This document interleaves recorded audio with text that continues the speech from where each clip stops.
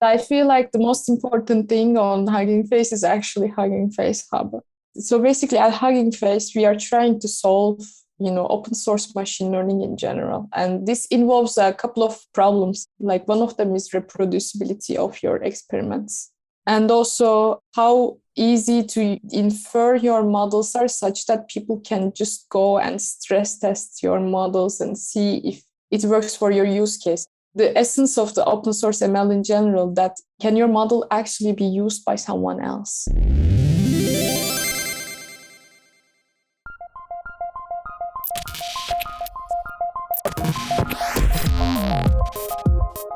Welcome to Practical AI, a weekly podcast making artificial intelligence practical, productive, and accessible to everyone. This is where conversations around AI, machine learning, and data science happen. Join us at practicalai.fm/community and follow the show on Twitter. We're at practicalaifm. Thank you to our partners at Fastly for shipping our pods super fast all around the world. Check them out at fastly.com.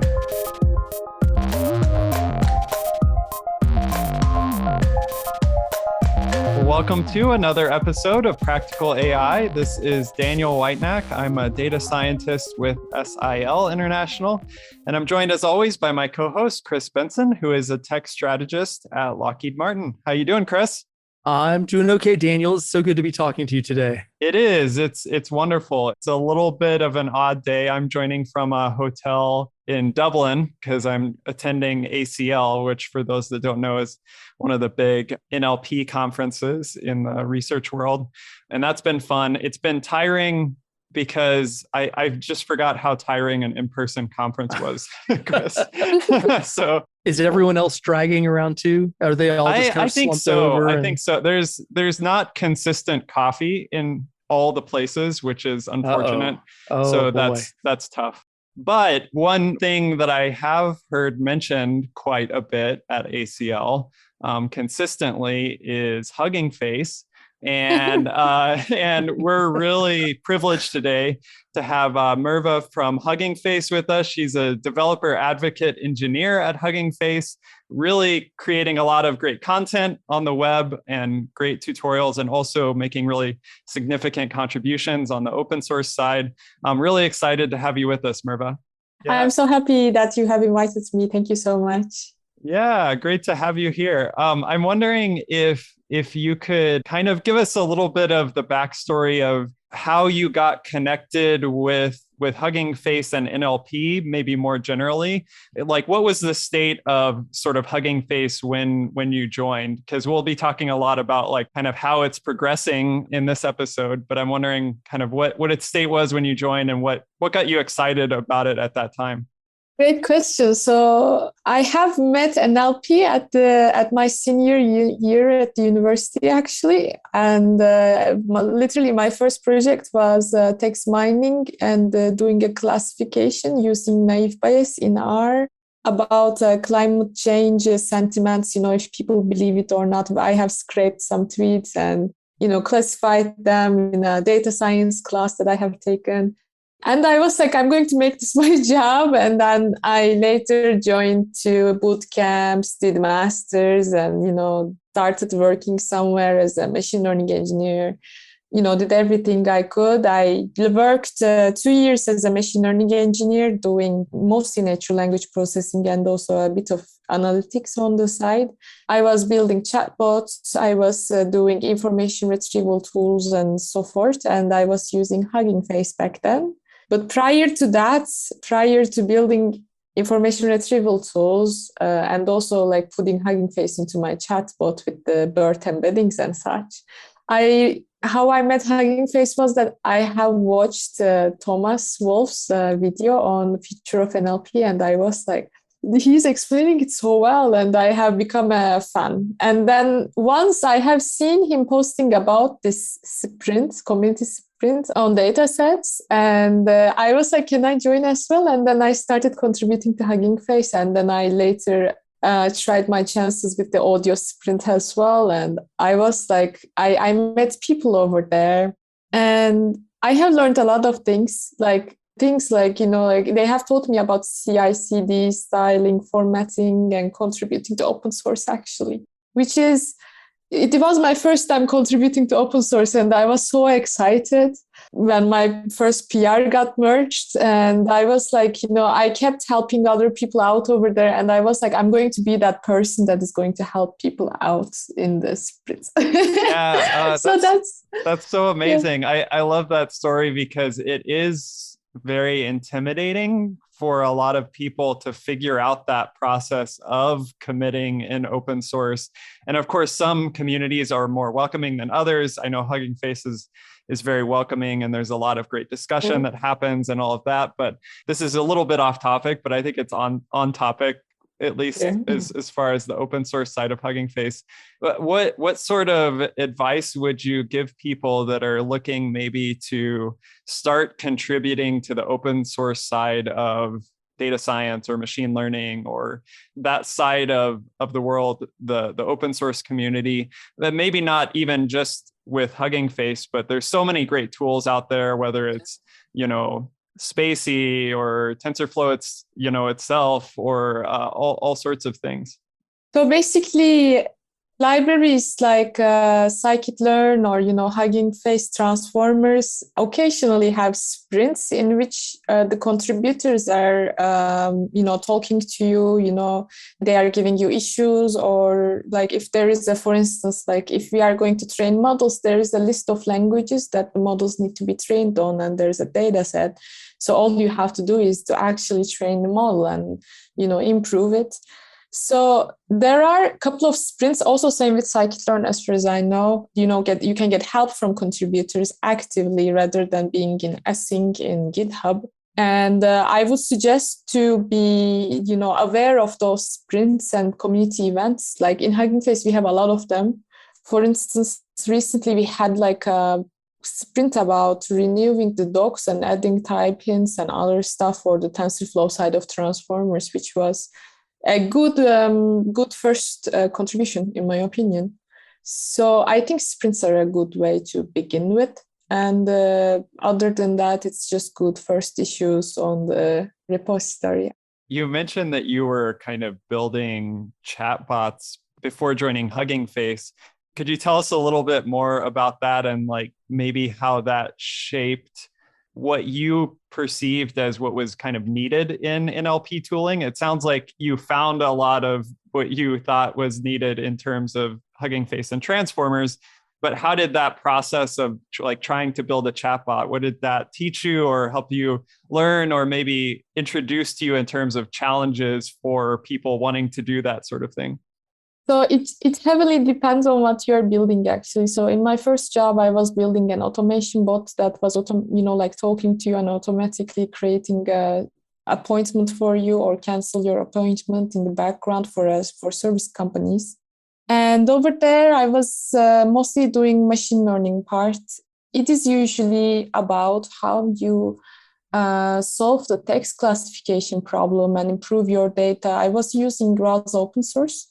And if you are having a narrow domain chatbot, like, pizza ordering chatbot or whatever, it's a very easy to solve problem, because mostly you are solving a text classification problem at the end, trying to understand the end user and to iterate over your model and everything. It's easy. For my second job, it was really hard because I come from an, applied math operations research type of background, and I do not have any developer background.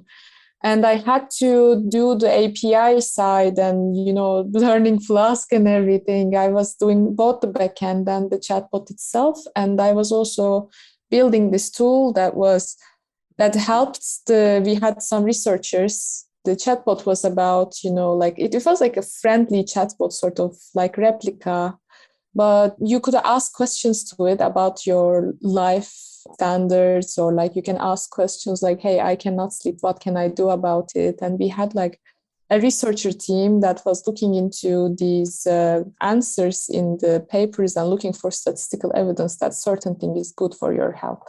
But the chatbot was rather so hard to make because basically, conversational agents are divided into two. You have stuff like Blender bots, Dialog GPT, generative models that basically you can talk about anything like T0, whatever. The second part is chatbots that are based on intent and action, which is like you have to write your own training data. It's not anything like zero shot or whatever. You have to define all of your actions to every single intent. It's hard to make a generalization over this and still be in control of what your bot is going to say, because we know that these language models are a bit biased. They tend to be sexist, racist, rude sometimes. So like it's a hard problem to solve. So that's why I kind of quit on doing that, because like I kind of gave up. I would rather, work in a, chatbot that had narrower domain, because like it's not solvable basically without language models. And like with language models, I would rather not put a language model in front of an end user freely with no filtering or whatever. So, and I also like help them out. Like there was this research team, and I have built a tool that would, answer their questions from the research papers. And for that, I have used sentence transformers, which I was using through Hugging Face. Like first time, I cannot forget how I used Pipeline for the first time, and I was incredibly amazed I was like, it's just one line of code and I can just get answer to my question. I just pass my model. I have fine-tuned the model based on some basically there was this biomedical bird, and I have fine-tuned it on some task for information retrieval, and I called Pipeline, and I was like, is this for real? Like, does this actually work? And I was pretty amazed. And then later I looked into it, and I was like, they made an abstraction over, all of the, pre-processing, inference and post-processing, and put it in a box. And like, how smart is this? It's like an engineering marvel, like it's just amazing. So I had a totally different follow-up question a minute ago, but I'm actually wanting to ask you about this. I think a lot of the folks that we talk to on the show have come from developer backgrounds, and they're kind of, they kind of already have that, and they're moving into other skills. And you've come in the reverse way from that, and you kind of had this moment there. What was the hardest thing as you were transitioning into this skill set, as you're talking about this history, and that was kind of an awe moment that you had? What was the hardest thing to kind of move into being able to be productive? So basically in my previous job, I was just shipping stuff, and, like my, quality of my code wasn't nitpicked and everything to like, my PRs weren't passing very, in a long time. So in here, because we are I'm working with, very big teams and very big code bases. I can see how I can refactor things, or how I can improve things. So I'm mostly learning development in a way, and also like how UX matters. That's a very I feel like it's $1 billion question, how you handle your UX and how you develop tools, because like most of my time at Hugging Face is actually passing with either developing a tool for people. On the Keras side, I recently started working on scikit-learn as well. On the other side, I'm just, building fancy demos to showcase people what transformers can do, or like other, libraries can do for, machine learning in general. So I have realized later on that UX actually is hard when you do not come from that background. And also how you can improve your code, it's just endless. Like there will always be someone nitpicking your code, and it's just the most beautiful thing because you keep learning from that. So I am just grateful to work here, and I feel like I did improve myself from the start. But it was like at first it was hard because previously I was only optimizing my models, and nobody questioned my code, that much.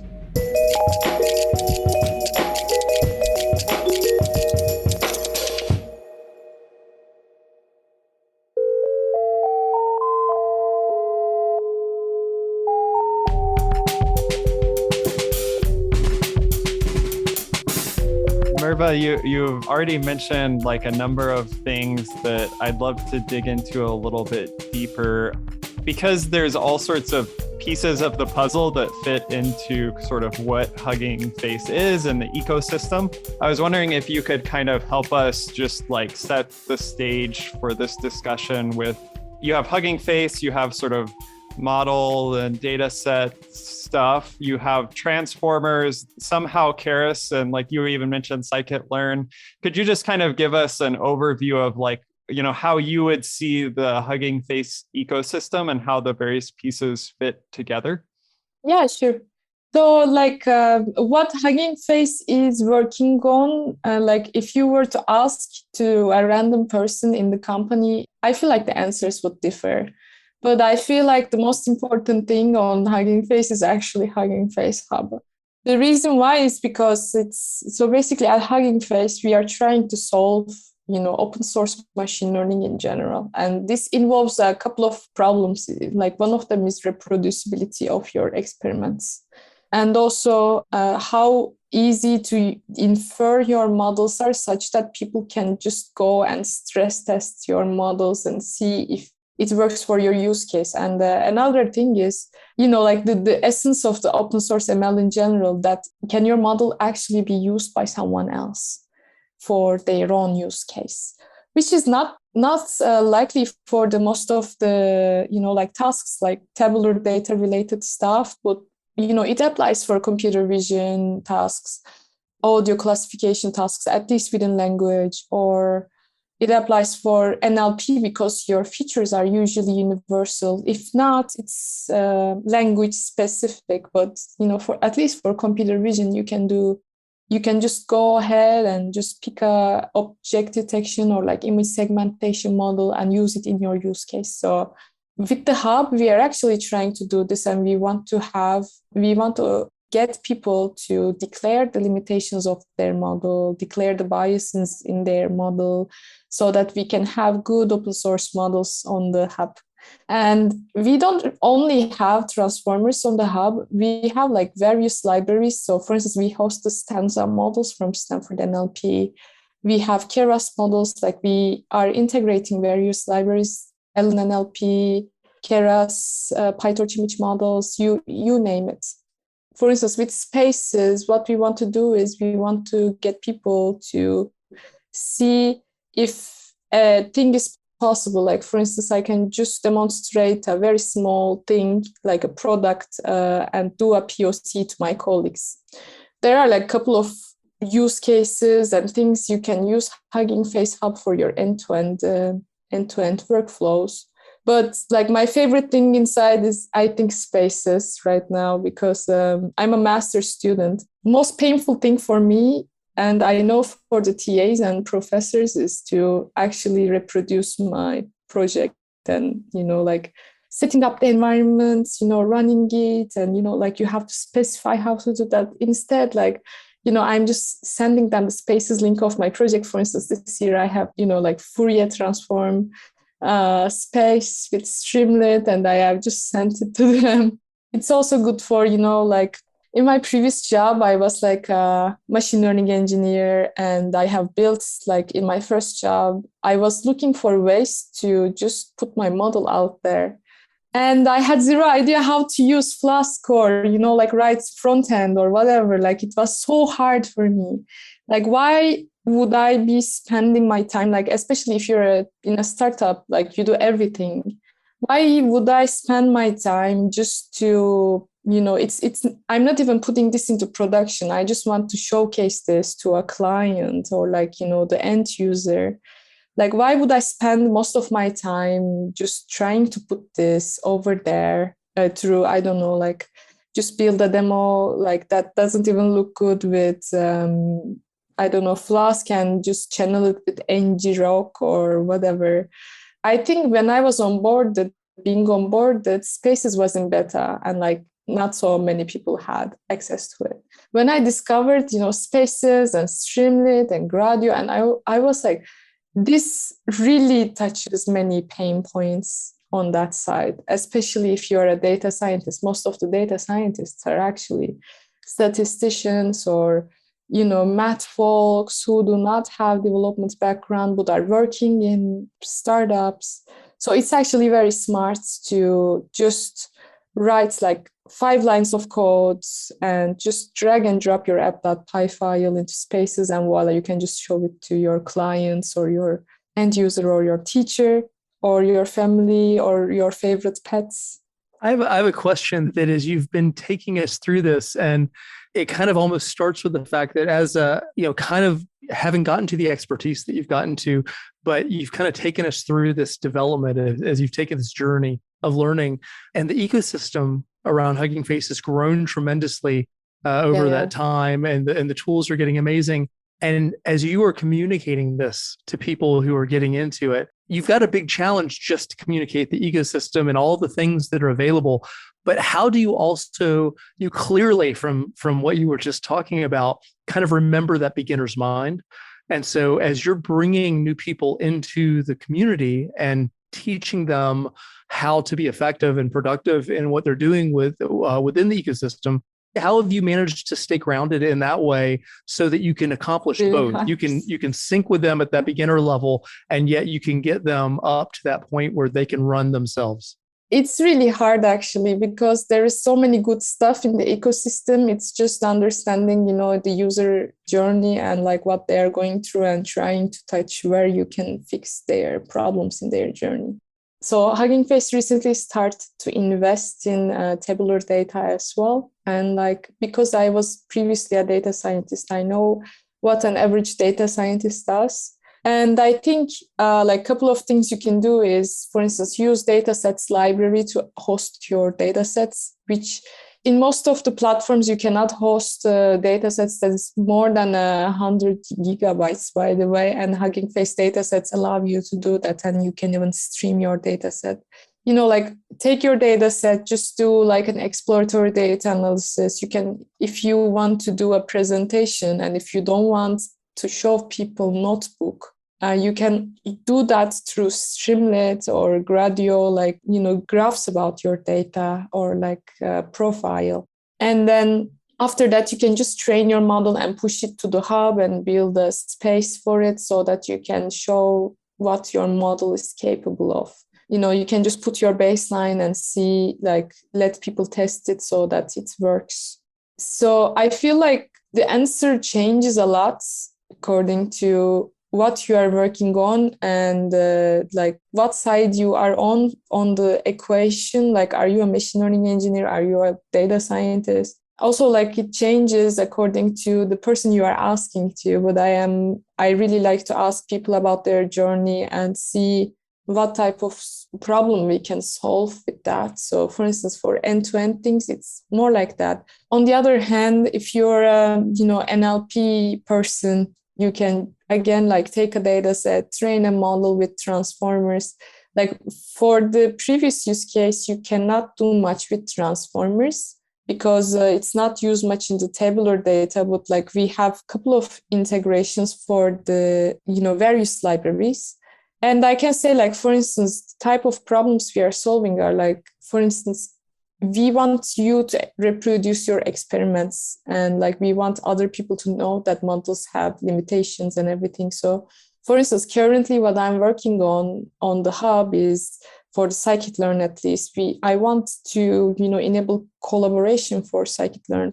Like, I am currently designing automated model cards for scikit-learn, in which it automatically produces model card that has your model's attributes, also the dataset's attributes. I have done the same for the Keras.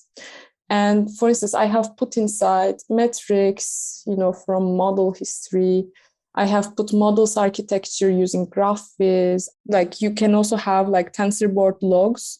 And you write like one line of code to just push your model to the hub and let it host your TensorBoard logs and your model card over there. And if sometimes if your model is working out of the box, then there is an inference widget as well. The same way, you can just, with one line of code, you can just load your model. yeah, like we want to tackle reproducibility this way so that people know that this model has this metric, it has this hyperparameters at this, training. We want to version them this way. So for NLP, again, you can just train a model, push it to the Hugging Face hub, and just, like the inference widget opens, or like you can build a demo with, again, very few lines of code, because like Gradio, for instance, Gradio has the same philosophy as Transformers, I would say. It has something called pipe. It leverages Hugging Face's pipelines to load an interface. So when you call interface.load on a model, it automatically knows what type of input that model takes, what type of output that model takes. It will just create the interface for you in one line of code. I'm always amazed by the abstractions done to save your time as a developer, I think every user has a different story, but like I would first get to know the person and tell them, hey, you can do it like this, and just like you can utilize Hugging Face Hub like this, because otherwise it's incredibly distributed. Like there is so many things in the ecosystem. I have also done a project called Hugging Face Tasks. I am still maintaining it. So I have come up with this when I was onboarded. So basically, I have worked with a lot of software developers who wanted to build machine learning products. And I know that these people, they just need to know basic Python. Like if they want to do a POC to a data scientist to actually express what they want. Because they do not need to, like for the POC, they do not need to know much about machine learning. So all they have to do is just to go to Hub and, filter the models, find the model according to their use case, and just call pipeline or inference API on it. So most of the people do not know that. And they also do not know what the tasks are capable of, like what you can do with an object detection model, or what you can achieve with a named entity recognition model. So I wanted to show them, hey, if you want to build X products, then you can just filter for these models and just call pipeline on that model and use it, and like check the model's metrics. Like if this metric is on this level, then this means that model is good. This model takes X as an input and outputs Y as an output. So that's why you can use it for, information retrieval. It's also a bit complicated from the machine learning side, so many fancy things going on, but you actually do not need all of that. You just need to know which task is suited for you, and you just need to call it. I have developed this with this beautiful team of developers, and we have released that I think it was around January or February. I just want to, just go and tell every single software developer, hey, you just need to know this, and you do not need to learn machine learning from the scratch.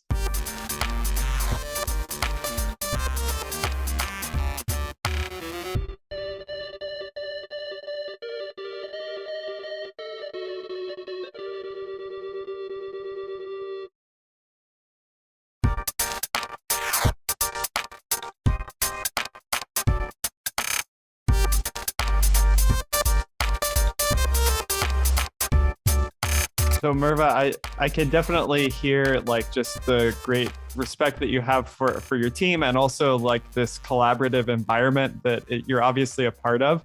And I know that even just today, the day that we're recording this anyway, Hugging Face, announced more collaborative features and community features on the hub.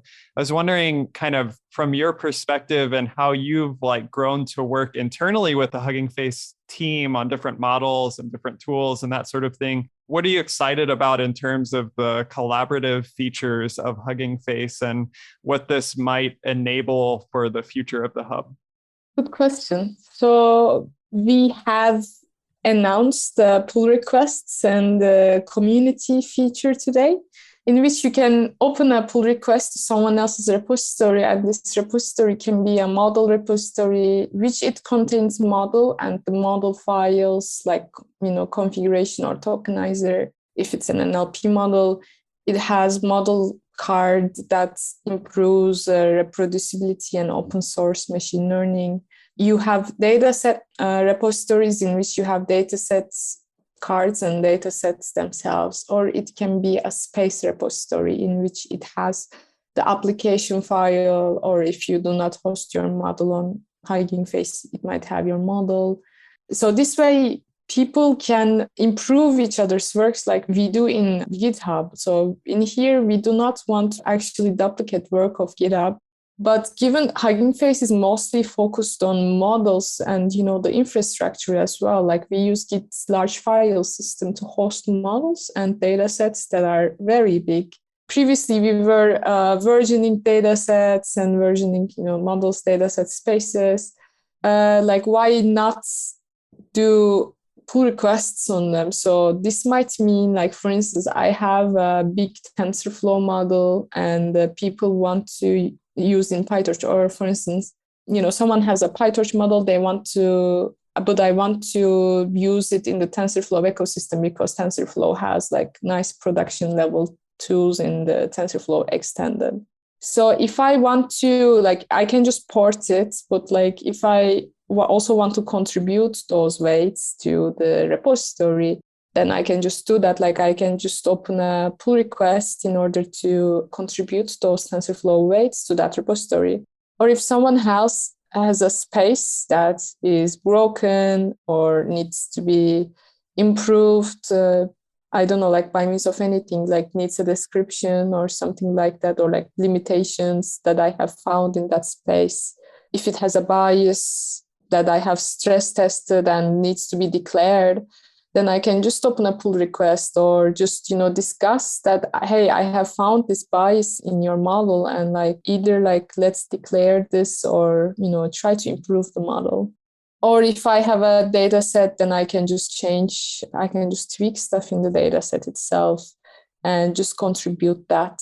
And also have discussions regarding the models, because for instance, if someone has a specific model that is using a different mask token or whatever, if their inference widget is problematic, I just want to go and tell them, hey, you can improve your model like this, or you can improve your space like this. If you were to cache this function, then your space would be faster. I just want to go and tell them that, but I wasn't able to do it because there was no way except for, there's a Twitter handle on the people's profiles, which I think, if I were to just go and tell them, it would be a bit creepy.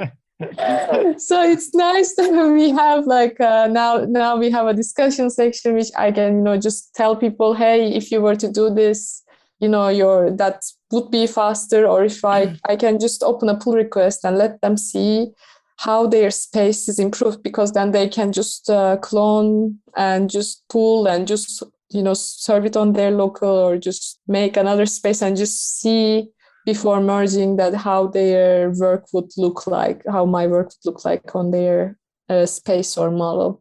Yeah, I'm curious, I think that'll be a really big change because, you've referenced GitHub. And if you think about what GitHub did for the open source world by coming into being, Git was already there. The social aspect and that collaborative aspect, it fundamentally changed the community worldwide. It was not the same thereafter. Yeah, exactly.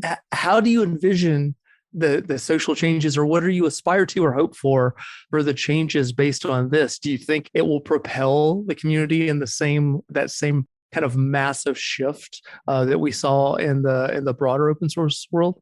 For GitHub, it's literally my favorite social media network. Probably all of us. Good analogy, Chris. Yeah.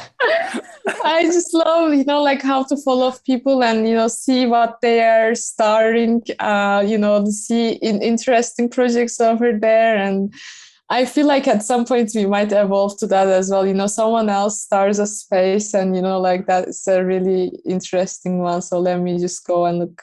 And even more maybe I don't know, messaging or whatever. I am not in control of this. I just know that, we are also trying to somehow increase the collaboration And that's what GitHub actually achieved. Like there are awesome libraries out there where people contribute to. But for machine learning side, it's not the optimal thing to use. Like, for instance, recruiters or like technical interviewers, they wouldn't go to all of my GitHub machine learning projects. And even if they did, they wouldn't understand anything. But like, for instance, I have spaces in which someone could just go ahead and see that, hey, this person is actually doing in this space what I'm looking for. How did they achieve that? And maybe I should hire them. Or just, hosting model weights, like very heavyweight model weights, and just, like cloning them is a pain. Like, why would I just want to clone everything in a repository that is a model? Like, I would love to see if that model works first through a widget or space and just do that. So for that side, it's more optimal, and we are looking for ways to increase the collaboration and like give people more like a better UX in collaboration with features like this. I'm also excited to see what's next. I feel like what's next is, notebook weavers and such. I'm quite excited for that. So let's see what happens. I am not in full control of the hub roadmap, but like it's mostly about the collaboration. Yesterday, there was another feature launched, and it was, so in model cards, you have a metadata section in which you define, languages and everything. You can also define the models that are in a specific paper. It redirects you to the paper itself where you can see which model is actually there. So, again, we are also investing in evaluation.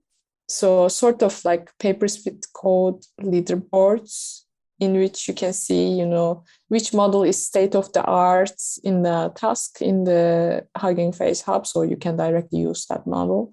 It's more about, evaluating the model and doing a leaderboard style thing. It's mostly about, again, like open source machine learning, what we are trying to do rather than social media network. But it might evolve that way. Yeah, I have a digression that includes an ACL story. I forgot who I saw on Twitter yesterday. I forget who from Hugging Face said, we're going to announce something tomorrow. And I said, oh, great. I'll check I think at it's some Julian. point. Yeah, Julian. Yeah. So I was like, okay, I'll check. But I was in talks most of the day, right? And the last talk I went to today was called Quality at a Glance. It was from the Masakane group, which works in African languages, Yulia and others. And they analyzed a whole bunch of open data sets, crawled data sets that are on, Hugging Face as well, but they're sort of used widely. And they looked at the quality of those data sets and found very, very interesting and disturbing things. Like, I think in Common Crawl Aligned, there's certain languages, all of the data in that language is not in that language. Like 0% of the data labeled in that language is in that language. So one of those, I think, was like the Romanized Arabic, includes 0% Romanized Arabic. I was like thinking about this as I was leaving ACL, and then I was like, oh yeah, I got to check, Twitter to see what Hugging Face's thing is. And then I looked and it was like, make PRs on data sets. And I was like, oh, I need to like circle back around and go right back in there and like talk to them about how we can get some PRs on like CC aligned and other data sets. So it's just like perfect. Perfect timing. Yeah. Someone else can just open a discussion about how that language doesn't contain language. we do like, we have like a really great ethics team. Like, you probably know them. We have Meg, we have Sasha, we have Yasin. Like they are just doing amazing work. We recently have Jada, and like every time something happens, like we see an inappropriate use case around humans, for instance, like the use cases around the like personal identifiable information is actually sometimes problematic. We do stress tests the spaces and models to, reach out to the people. Hey, your model might have bias, would you declare it? So we do actually care about the limitations around the models and also ethical restrictions regarding, biases, personal information and everything as much as we can. So yeah, it's a hard problem to solve because it's all philosophical. Like in the end, like ethics is a bit philosophical, but like how you can actually put that in practice is a big question. And in case of Hugging Face Hub, we do care about, in the models that we train in big science or the models that we have on the hub, we do care that, like if it has a bias, we declare it. We care about the data and everything. Yeah, it's so important. And yeah, I really appreciate Hugging Face really taking a stance there and putting a lot of effort into that. So as we kind of close out here pretty soon, you've mentioned a bunch of things that you either are working on or have worked on as part of like the open source ecosystem around Hugging Face. I'm wondering, like, what's that thing that like keeps you up at night, or the thing that's like on your mind that you'd love to do or dig into, but you haven't yet? What excites you, or maybe like is something you want to dig into at some point in the future? So in Hugging Face, like there's a certain group of people like me that do not really have specific things. Like in Hugging Face, we just nobody actually tells you, you should do X, Y. You just, go and pick a responsibility, and that's your thing from that moment. So what I did was so far, like I did the tasks and I did like a Keras integration in which I have done model cards and TensorBoard and stuff. And like, I really become so happy whenever I see a Keras repository with a model card inside, because I know that people actually find it useful and just keep using it.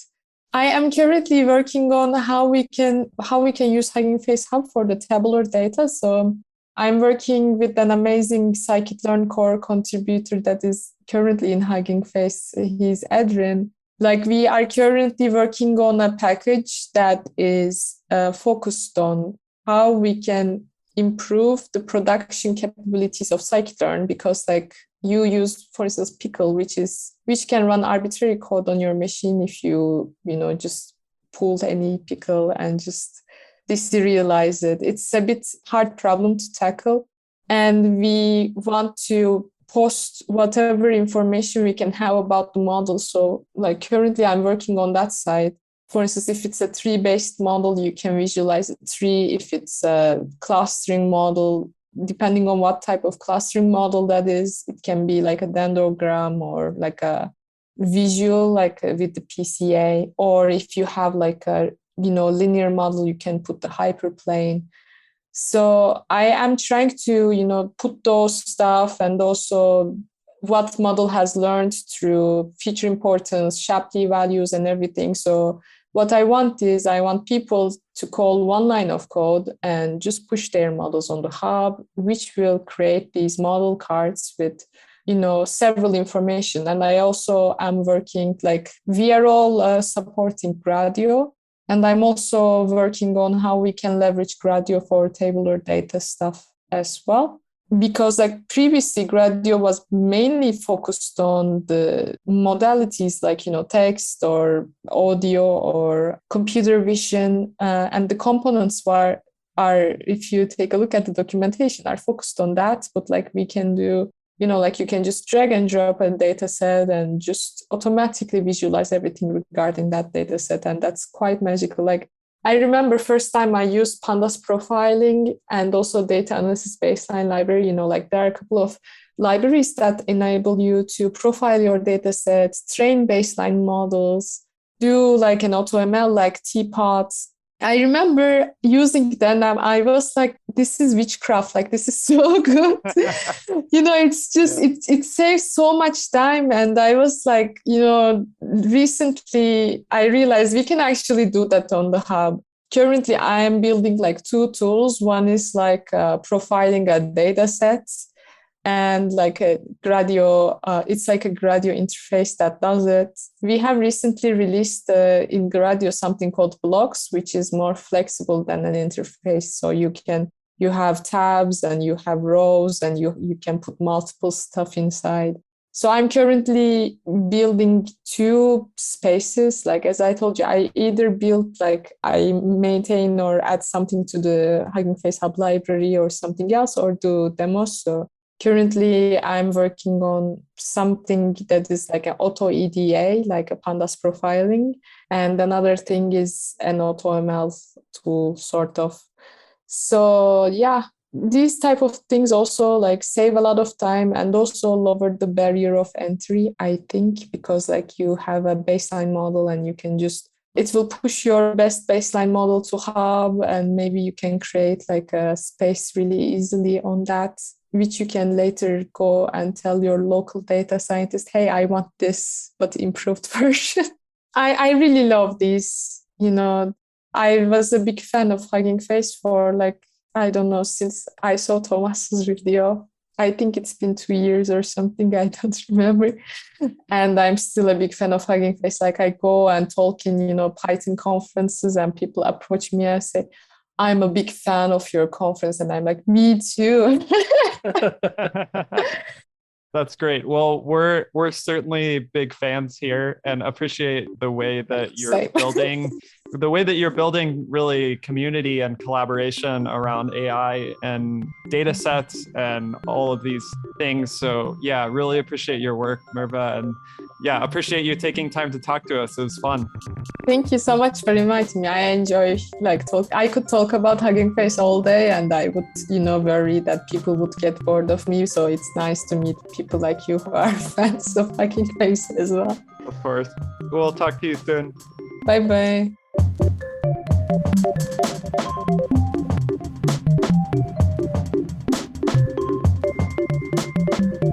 All right, that is Practical AI for this week. If this is your first time listening, subscribe now at practicalai.fm or just search for Practical AI in your favorite podcast app. We're in there.